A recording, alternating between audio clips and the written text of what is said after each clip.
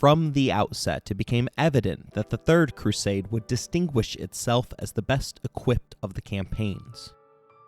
The meticulous preparations not only underscored its significance, but also secured an enduring place in history books.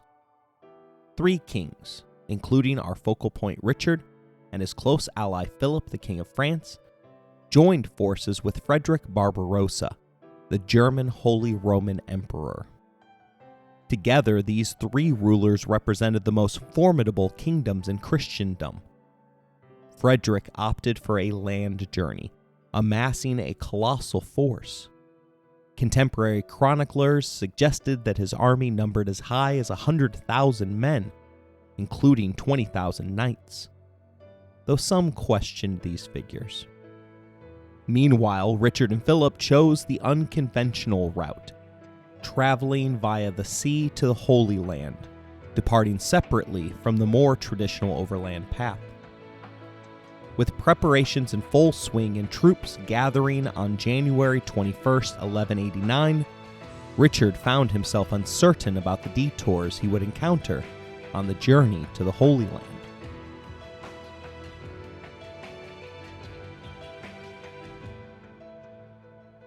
You're listening to Empires, Anarchy, and Other Notable Moments, a podcast designed for deep dives that assist in the teaching of history. This series focuses upon the English king, Richard the Lionheart. Episode number 2, Preparations for the Crusade.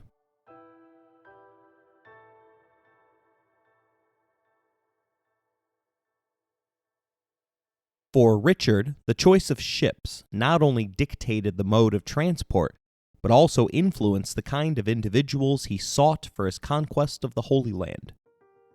Given the limited space on the vessels, a fee was imposed for joining the crusade, a cost borne by the crusaders themselves.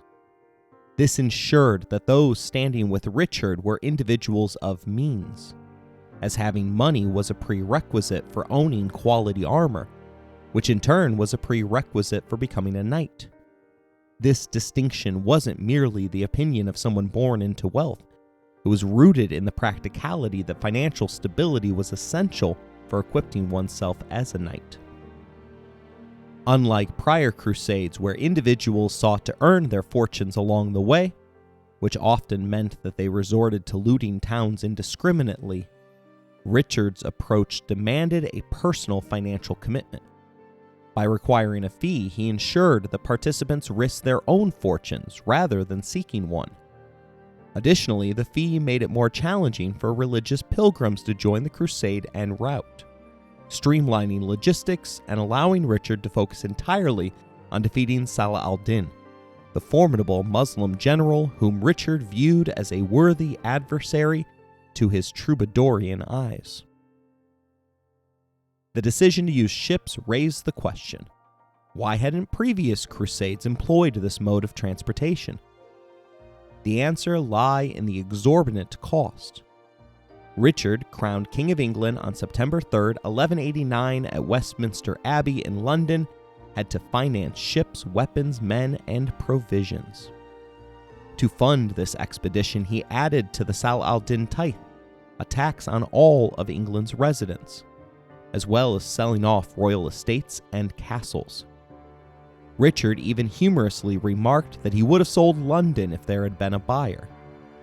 While this might sound shocking, it reflected Richard's prioritization of Aquitaine over anything or anyone in the British Isles. His policies, leveraging his father's bureaucratic tax system, aimed to extract every penny from the country. So much so that one of the most famous versions of the Robin Hood tale emerges from this historical period. In this popular rendition, Richard, the revered hero of England, is away fighting for the glory of God in the Middle East, leaving his less than worthy brother John and the nefarious Sheriff of Nottingham to excessively tax the people of England for their own indulgences. While it is true that John later attempted to undermine his brother's rule, it was Richard's initial taxation policies that contributed to the suffering of England's citizens. leaving the country immediately after being crowned as a new regent is inherently risky. Richard, who didn't even speak the local language and chose French as his mode of communication, appointed his 4-year-old nephew Arthur as his heir. Richard hoped that this move would not only curb scheming in his absence, but also neutralize potential threats from within his own family. The Devil's Brood, as they were known, didn't magically reconcile after their father's death. Richard took strategic measures, such as naming Geoffrey, his half-brother, as the Archbishop of York, an appointment that required forcing him into the priesthood, a process that saw Geoffrey literally carried in protest to his own ordination. In John's case, Richard granted him extensive lands and titles, 6 entire counties, a generosity seemingly disproportionate to John's limited experience, which was highlighted by his brief and misguided rule as King of Ireland. John's Irish blunders began with an inappropriate response to the traditional Irish kiss of peace, involving an ill-conceived yank on the local minister's beard. Richard hoped the action of giving his brother land would appease potential rivals and maintain their contentment. He even arranged a marriage for John with the wealthy heiress Isabella of Gloucester. Expressing particular concern about John, Richard compelled both brothers to swear an oath not to set foot on English soil for the next 3 years. To manage the kingdom's affairs in his absence, Eleanor, Richard's mother, assumed the role of Queen Regent, ruling the empire despite being in her 60s at the time. It didn't take long for the ever-treacherous John to break his oath, as the plot to usurp Richard's kingdom began the moment his elder brother's ships departed on July 4th, 1190. Richard, sailing towards an entirely different set of problems, some of which were unknown to the English king at the time, appeared to have all the right intentions regarding the holy mission that had been set forth by the Pope. Despite his lack of outward displays of deep religious inclination or even any love for his religion, Richard saw a unique opportunity. Saladin, highly regarded as one of the world's greatest generals, had successfully united Syria, Egypt, and Jerusalem, effortlessly dispatching the Crusader forces in and around the world's holiest city. While Richard identified as a Christian, his true religious passion seemed to be warfare, and the Third Crusade provided him the chance to prove his worth on the global stage. Although Richard sailed separately from most of the army, he made clear that this was a holy mission. A select group of carpenters disembarked first at each port that they visited, constructing a series of gallows that men had to pass underneath to disembark for shore leave. Richard aimed to prevent the typical atrocities of prior Crusader armies, often rooted in medieval Christian anti-Semitism and the creation of pogroms along their wake. Harsh penalties were introduced, including a law that mandated tying any murderer to the body of their victim before being thrown overboard for the sea to judge. This was not merely an eye-for-eye justice, as Crusaders who attacked someone with a knife had both hands chopped off. Richard wanted his men to save their fighting for the Holy Land. While there were fewer atrocities committed by Richard's men, that doesn't mean there weren't any. One of the most infamous Jewish pogroms occurred at Clifford's Tower in York on March 16, 1190. The crowd initially formed upon hearing of the events necessitating the Third Crusade, but a few individuals in debt to York's Jewish moneylenders turned them into a frenzied mob. The debtors spread a rumor that Richard had ordered the expulsion of all Jews from England. This disturbing decree did come to pass, but the rumor was a century premature. In 1209, King Edward I issued the Edict of Expulsion, removing all Jews from the British Isles and setting the precedent for Spain's similar expulsion order in 1492. Seeking refuge from the violent mob that believed expulsion was imminent, the Jewish community of York sought shelter in Clifford's Tower, a motte and bailey keep originally constructed by William the Conqueror. The crowd, incited by false rumors and anti-Semitic sentiments, surrounded the tower for 3 days and nights, creating a dire situation for the trapped Jewish refugees who were running out of food. Despite assurances from the mob that they would be treated kindly if they accepted forced baptism, the Jews of York, distrustful of a mob stained already with Jewish blood, chose to trust their own hands over the promises of the hostile people. The harrowing tale of what transpired inside Clifford's Tower is difficult to narrate. Faced with the grim reality and the constant threat outside, families in York reached a tragic decision. They entered into a suicide pact. Fathers mercifully ended the lives of their own family members before turning to their neighbors to accept their own inevitable deaths. Over 150 Jewish men, women, and children perished on that fateful night. Richard, informed of the massacre, dismissed both the city's constable and sheriff, though no individuals were ever punished for the horrific event. Richard's focus had already shifted towards the Holy Land, leaving the tragedy in York unresolved. Today, Clifford's Tower stands as a somber monument to this dark chapter in history. The tower is surrounded by daffodils, whose color and six-pointed shape echo the Star of David, serving as a poignant memorial to the victims of the massacre, a testament to the enduring impact of religious intolerance and resilience of those who suffered.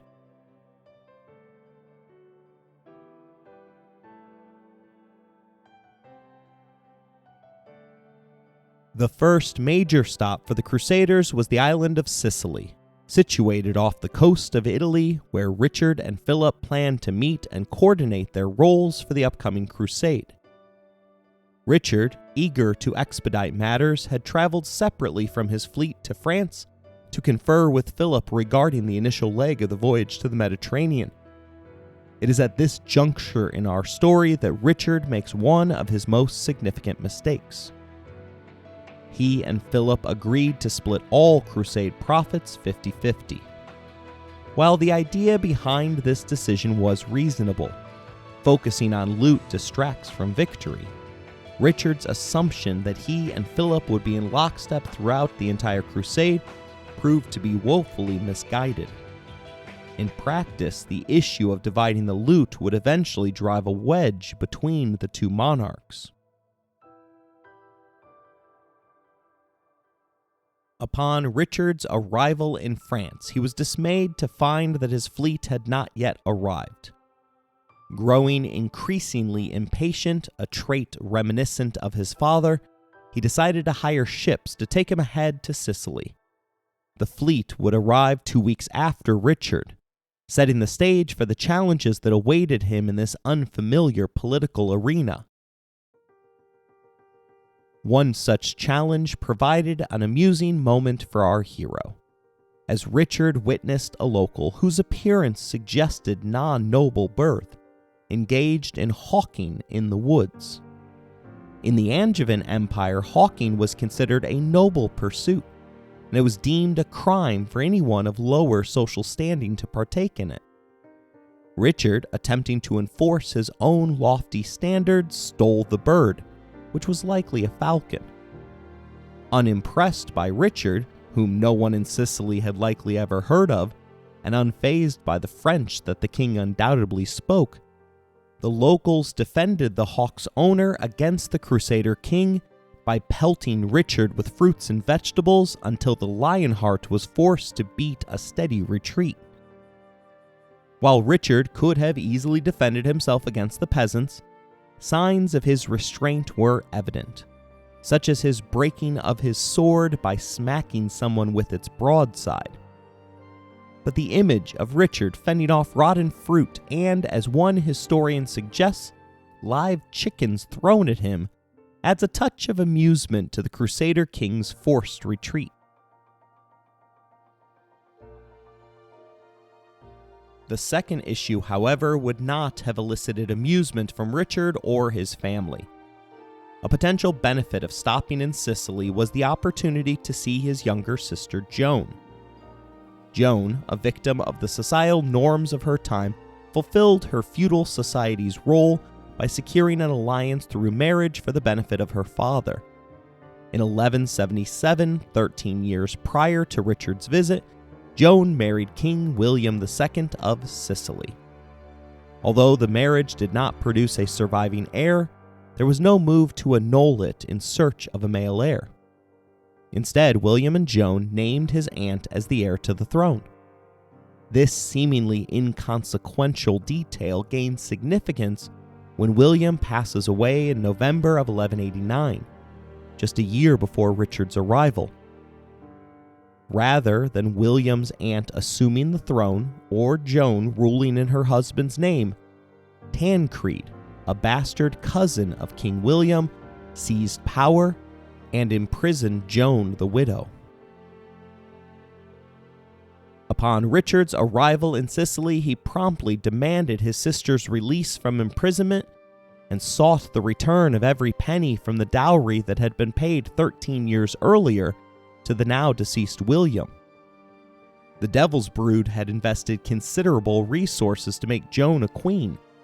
If she wasn't going to sit on a throne, the notoriously frugal Richard felt entitled to request a refund. Beyond the dowry, he included a host of undocumented demands that he claimed were promised by William to Henry.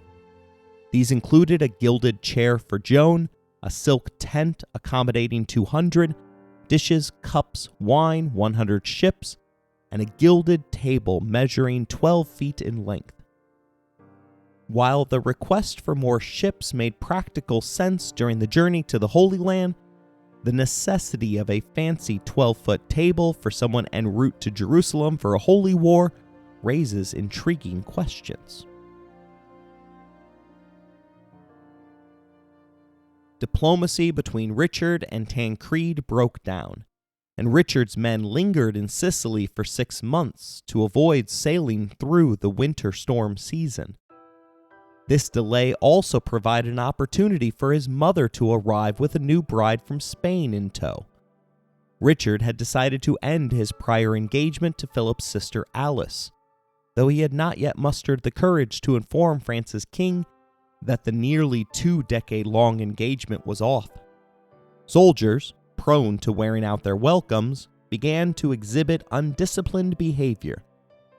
Richard's normally disciplined army accrued massive gambling debts, and frustration soon grew over rising food prices, signaling that Sicily could not sustain such a large force. As the days passed, an international incident became inevitable. Eager to address his soldiers' frustrations, Richard shifted negotiations from words to swords, forcibly taking over a wealthy Byzantine monastery and swiftly fortifying it. On October 4th, Richard's forces conquered the city of Messina and celebrated with significant looting. Richard soon saw the benefits of bloodying his troops as a way of preparing them for the Crusades, likening these military maneuvers to professional sports teams playing teams from significantly lower divisions during the preseason. While the conquest proved easy for Richard, the act held significant weight for Tancred. Messina was the second most important city on the island, and Richard held the city's sizable population hostage, raising his own banners over the town's walls. This caught the attention of King Philip of France, who openly wondered why there were no French banners besides Richard's in the city, given their prior agreement to split everything during the Crusades 50-50. On this point, I find myself siding with Richard. Philip played no role in either conquering Messina or pursuing Tancred to make peace with Richard. In fact, upon their arrival in Sicily en route to the Crusades, Philip was granted luxurious quarters in Tancred's palace, while Richard had to purchase lodging outside of the capital. To Richard, it was evident that Tancred was attempting to sway Philip into an alliance against him. Richard took the request to raise French banners seriously, perceiving it as a threat. His men swiftly constructed a timber fortress called Massacre on high ground overlooking the city. This construction suggested Richard's apprehension about Tancred's potential response and whether the French crusaders would side with the Sicilian ruler. Within a few days, the fort was assembled, solidifying Richard's position. Faced with this show of strength, Tancred promptly sought a truce, emerging from the negotiation much stronger than many anticipated. As part of the deal, Tancred returned Joan to her brother's care and reimbursed her dowry of 20,000 gold pieces in full, as well as agreeing to a future marriage between Richard's 4-year-old nephew Arthur and one of Tancred's daughters. Furthermore, both Richard and Philip recognized Tancred as the rightful king of Sicily, providing protection against claims from Tancred's aunt, who was supported by the future German Holy Roman Emperor Henry IV, a figure who will play a significant role in future events.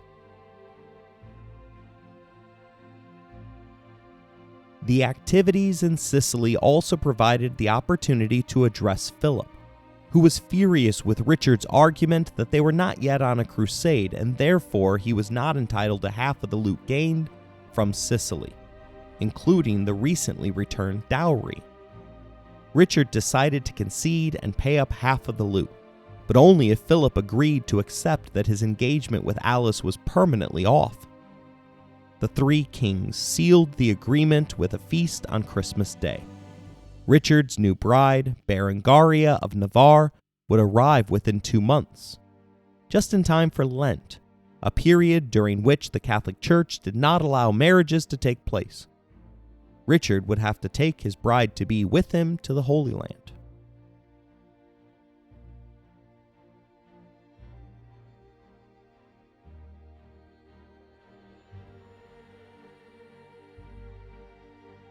It remains unclear whether Richard and Berengaria had ever met before she arrived in Sicily. She seems to have been handpicked by Richard's elderly mother Eleanor, who had momentarily laid down her responsibilities of running the Angevin Empire in order to personally travel to fetch and escort her to her son. Berengaria brought with her the possibilities of expanding the Angevin Empire southward, as her homeland Navarre was a small kingdom situated between Aquitaine and the larger Spanish kingdom of Castile. The nature of their marriage remains ambiguous. The union produced no children during its 8-year tenure, and there are even rumors that it was never consummated. Berengaria would go down in history as the only English queen to never set foot in England. However, upon Richard's death, she never remarried, and largely stayed out of the political limelight. Philip, still disgusted by how his sister Alice had been treated by Richard and his family, left Sicily mere hours before the bride-to-be would arrive. The Crusaders left Sicily with valuable experience, loot, and an ally in their rear, capable of delivering supplies to them from Europe. As they set sail towards Acre, they likely smiled at their fortunate luck. However, those smiles were quickly wiped off their faces by a Mediterranean storm that split the fleet. While Eleanor had returned home to England, Joan and Berengaria sailed on the designated women's ship to the Holy Land. This ship was separated from the fleet and shipwrecked on the shores of Cyprus. Although historical sources often refer to Cyprus as an accidental conquest, there is evidence suggesting that Richard had pre-planned for an invasion. Whether he would have attempted it without the push of the storm, however, remains unknown. Cyprus was ruled by Isaac Komnenos, who took the title of emperor, a nod to his thin legal connections to the throne of the Byzantine Empire. The women were held captive on their ships at the port city of Limassol, as locals collected loot that was washed ashore to be confiscated for their Emperor Isaac.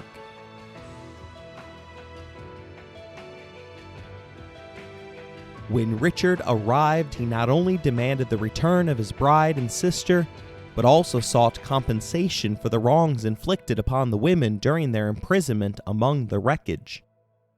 Isaac responded with inappropriate language, and the war was declared. Richard employed a maneuver he would repeat during the Crusade, leading a cavalry charge directly off the ships through shallow ocean water.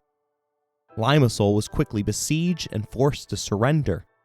According to a chronicler traveling with Richard, he personally captured Isaac's banner after unhorsing the emperor.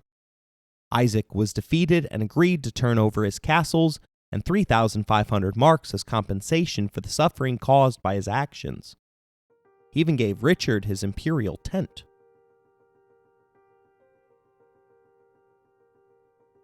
The next morning, however, Isaac was nowhere to be found. Supposedly, he was spooked, suspecting that Richard was planning to betray him.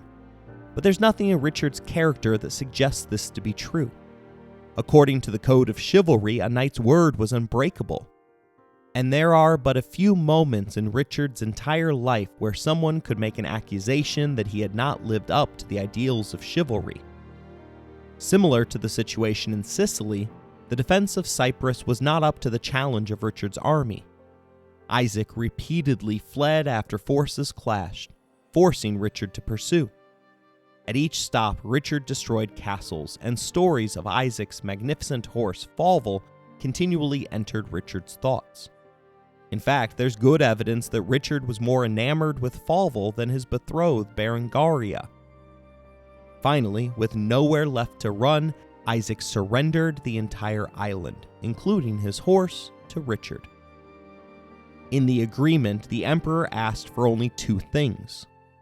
First, that his daughter would be treated mercifully, and secondly, that he would not be confined in irons, something he had a massive phobia of. The daughter was placed in Joan's court, and Richard ordered gold and silver shackles to be made for Isaac Commodus, thus fulfilling both promises.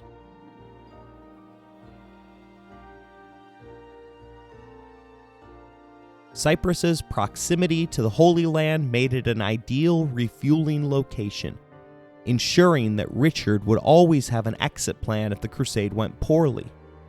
However, he did not intend to need that exit plan, as he had a lot to make up for in such a short amount of time. His father had delayed the crusade, keeping Richard from what he felt was his religious duty. Waiting in Sicily to avoid dangerous winter storms in the Mediterranean, as well as his obsessive pursuit of Isaac, meant that King Philip of France had arrived more than a month before he would.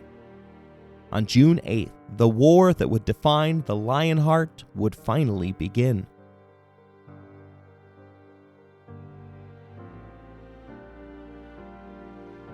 I hope you enjoyed today's episode. If you want to interact with the show, you can email us at resourcesbylowry@gmail.com. If you'd like to financially support the show, please look in the description for more information. As always, thank you for listening, rating the show, and spreading the word.